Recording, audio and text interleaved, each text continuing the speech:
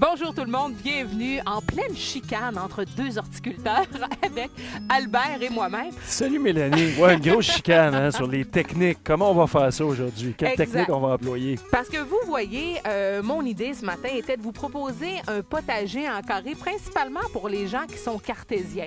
Par exemple, ma sœur qui aime quand les choses sont bien cordées, bien ordonnées, placées, et mon cousin Pierre-Luc, qu'on salue, d'ailleurs, qui m'a demandé d'une Salut, technique...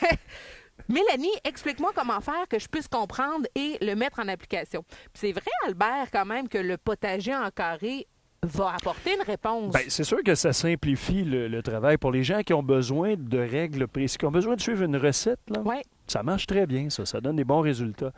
Mais encore faut-il avoir la bonne technique puis choisir le bon matériau aussi pour faire le bac. Là. Ça, c'est très important. Commençons par ça. Alors, ce qu'on vous propose, on va vous donner une belle théorie sur le potager en carré parce que moi, je trouve quand même, surtout pour apprivoiser le potager, si c'est votre première fois, c'est quand même intéressant. Mais sinon, Albert, il dit, j'ai encore mieux que ça, mais Oui, ça a des limites, là, cette méthode-là. Moi, je pense que l'agriculture intensive là, qu'on fait en plein champ, par exemple, peut nous inspirer. Puis c'est ce qu'on va faire après dans l'autre bac à côté.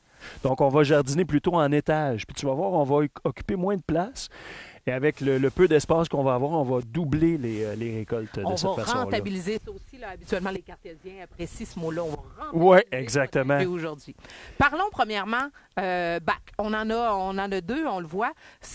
Moi, j'ai choisi du bois. C'est de la pruche qu'on appelle de la pruche rough. Là. Fait que c'est pas de la pruche qui a été planée.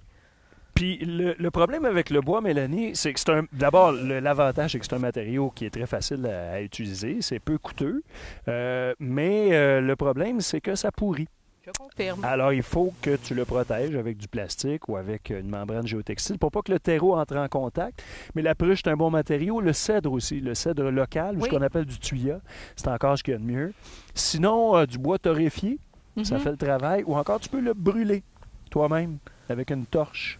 Donc, tu vas tout simplement passer le chalumeau pendant plusieurs minutes là, pour faire carboniser le bois. Puis les micro-organismes n'arrivent pas à décomposer le bois de cette façon-là. C'est une vieille technique japonaise, ça. Quand même, c'est vraiment de le brûler avec une torche. Là, c'est fascinant. Puis en plus, sérieusement, ça donne un beau fini si vous le faites à l'extérieur aussi. C'est le fun quand le potager... Oui, ça peut être intéressant. On peut brûler un peu moins à l'extérieur juste pour faire des petites flambées à certains endroits. Ça donne un beau look rustique. Alors, ce carré-là est dédié à la tomate, simplement. Et à côté, je vais pouvoir, par exemple, installer les carottes. Je vais pouvoir ensuite mettre des laitues. Et évidemment, la quantité de légumes qu'on va mettre va être déterminée par la couleur. Donc, pour, par exemple, des betteraves, ben, ce serait 6 betteraves là-dedans. Des laitues, peut-être 4 laitues en feuilles. 4 laitues en feuilles. Regarde, c'est ça. Regarde, c'est le fun. Ça, je vous le dis, les gens cartésiens vont aimer ça. C'est comme des dés que vous faites. Et ensuite, vous pouvez décider ici, je vais mettre mes bêta-cartes.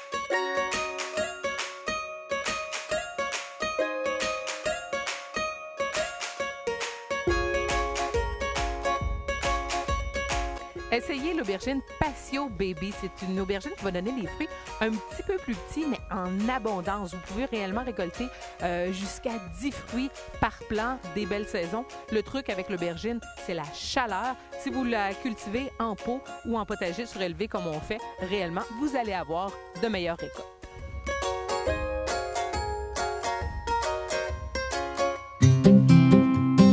Lorsque vous cultivez des tomates en bac ou en pot, assurez-vous De petits formats, donc déterminés, c'est-à-dire qui n'ont pas l'aspect d'une vigne, comme Tasty Lee, par exemple. C'est un cultivar qui va faire peut-être 80-90 cm de hauteur et qui va produire en abondance des petits fruits. Alors, vous allez avoir parfois jusqu'à 150-200 fruits sur un seul plant.